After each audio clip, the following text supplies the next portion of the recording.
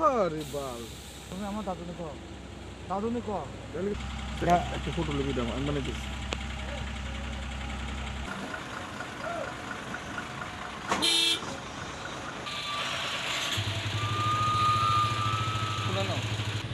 বুঝছি না রাস্তা কিলা করো রাস্তা তুই কর গে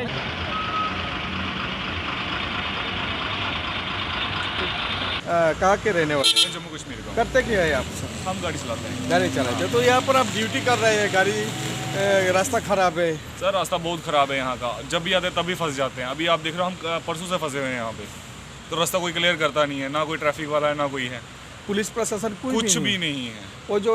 रास्ता तो मेंटेनेंस नया नया काम कर रहा है वो लोग भी है वो क्या? भी नहीं है वो भी नहीं देखे हमने तब के यहाँ पे जेसीबी लगाया हुआ है इन्होंने साइड पे खड़ा करके रखा हुआ है कोई काम तो कर नहीं रहे हैं देखो ना रास्ता खुद ही क्लियर करवा रहे हैं हम अपना तो हालत क्या है रास्ते की बहुत बुरी हालत है बहुत ज़्यादा बुरी हालत एक्सीडेंट का कितना पॉसिबिलिटी है है। ओ, बहुत ज़्यादा पॉसिबिलिटीज है सर